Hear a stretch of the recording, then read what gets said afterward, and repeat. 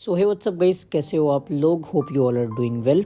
Welcome back to my channel. So in today's video I am gonna discuss some dark anime जिनकी story थोड़ी creepy है.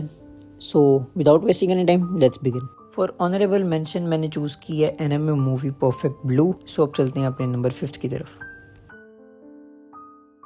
Eight number 5 मैंने रखा है शीकी को, एक हॉरर एनिमे जिसकी स्टोरी और प्लॉट काफ़ी डार्क और टेरिफाइंग है. स्टोरी फॉलो करती है कि एक स्मॉल विलेज है जहाँ पर एक एक करके बहुत सारे लोग मरने लग जाते हैं. स्टार्टिंग में तो किसी को इतना नहीं पता चलता कि यहाँ पर क्या हो रहा है, पर जैसे ही बहुत ज़्यादा लोग मरने लग जाते हैं तो वहाँ के लोगों को कुछ लगता है कि कुछ बात बहुत ज़्यादा अजीब है यहाँ पर. स्टोरी आहिस्ता आहिस्ता करके बहुत ज़्यादा डार्क और इंटेंस होती जाएगी. ये बहुत अंडररेटेड एनिमे है. ये काफ़ी लोगों ने इसे स्किप किया हुआ है, but I highly recommend you should watch this anime. बहुत स्ट्रॉन्ग फीलिंग्स ये जनरेट करता है और बहुत creepy. You should watch this anime at night, नहीं तो लाइट्स ऑफ करके देखो. बहुत टेरिफाइंग एनिमे लगेगा ये.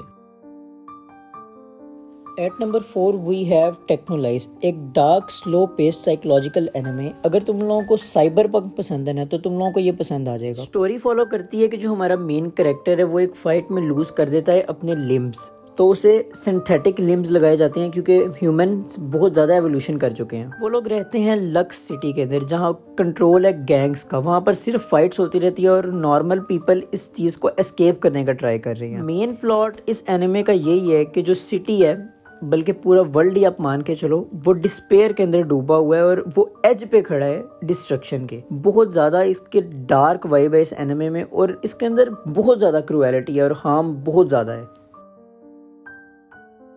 सो at number 3 we have now and then here and there, एक डार्क एनिमे जॉनरा जो कि इसेकाई है. एक लोग इसे स्किप इसलिए करते हैं क्योंकि ये बहुत ओल्ड है और एनिमेशंस बहुत ज़्यादा ओल्ड हैं, बट स्टोरी तो अच्छी है. यू कैन वॉच इट यार. स्टोरी फॉलो करती है हमारे मेन कैरेक्टर शू के अराउंड, जो कि एक न्यू वर्ल्ड में चला गया है जहाँ पर सफरिंग, वायलेंस और क्रूएलिटी बहुत ज़्यादा है. एक वॉर चल रही है वहाँ पर.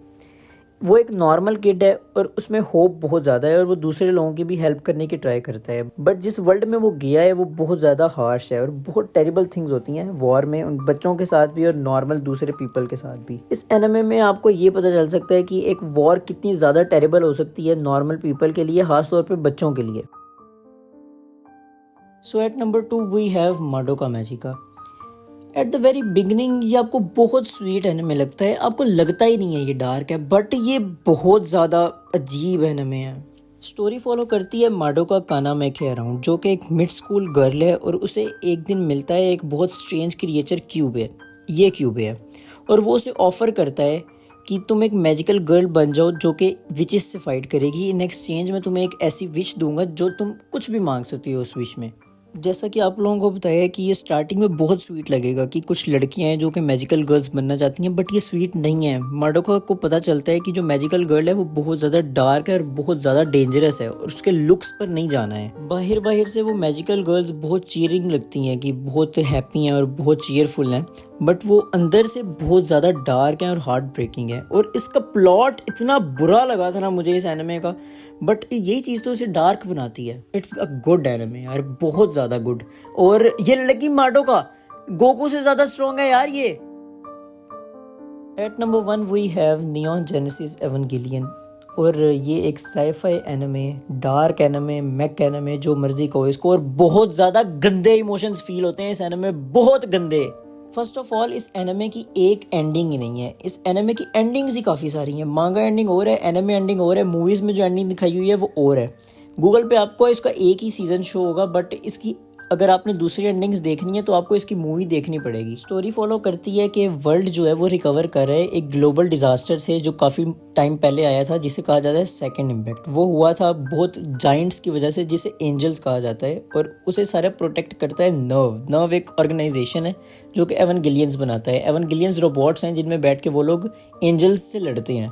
और जब तुम लोगों को इन एवेंगेलियंस का पास्ट पता चलेगा, ब्रो ये बहुत बुरा है और बहुत ज़्यादा बुरा है. हमारा मेन कैरेक्टर शिंजी इकारी, जिसे चूज़ किया जाता है कि वो एवेंगेलियन पायलट करेगा, उसे ड्राइव करेगा और हर एंजल वगैरह को मारेगा. और उसका भी पास्ट बहुत बुरा है क्योंकि उसके फादर उसके साथ रहते नहीं है, मॉम की डेथ हो जाती है और वो बहुत ज़्यादा डिप्रेस्ड पर्सन है. और एक और चीज़, तुम लोगों को ये एनिमे समझ नहीं आएगा.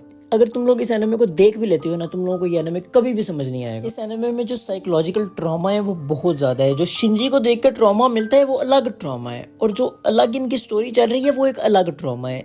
इससे अच्छा डार्क एनिमे मैंने आज तक देखा ही नहीं है। मैं कहता हूँ बहुत अमेजिंग एनिमे है ये, पर समझ मुझे भी नहीं आया हुआ ये एनिमे क्या है। मुझे तो एक्सप्लेनेशन वीडियोस देखनी पड़ती हैं इसके समझने के लिए। मेरे अकॉर्डिंग अगर देखा जाए तो ये मेरी तरफ से तो बेस्ट डार्क एनिमे है, और इसकी बहुत सारी कॉजेज हैं इसे बेस्ट डार्क एनिमे कहने की। जब तक देखोगे नहीं तो समझ नहीं आएगा, और बहुत अच्छा एनिमे है ये।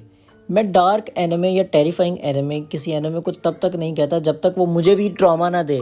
और मुझे ट्रॉमा देने का मतलब है अगर मुझे सर में दर्द हो गया तो ये ट्रॉमा दे रहा है यार। और सबसे ज्यादा ट्रॉमा मुझे दिया था एवेंगेलियन ने। ब्रो ये बहुत बहुत गंदा एनिमे है यार, पर मजा बहुत आता है इसे देखने। और ये वीडियो तो इतनी ही थी। तुम लोगों को वीडियो अच्छी लगी हो तो लाइक शेयर एंड सब्सक्राइब करना। अपने फ्रेंड्स के साथ भी शेयर करो, अगर अच्छी लगी है तो उन्हें भी सजेस्ट करो ये एनिमे देखें। एवेंगेलियन जरूर देखो, बाकी जो लिस्ट में है वो देखो ना देखो कोई मसला नहीं है। सो आज की इस वीडियो में इतना ही था। मिलते हैं नेक्स्ट वीडियो में, तब तक के लिए बाय बाय।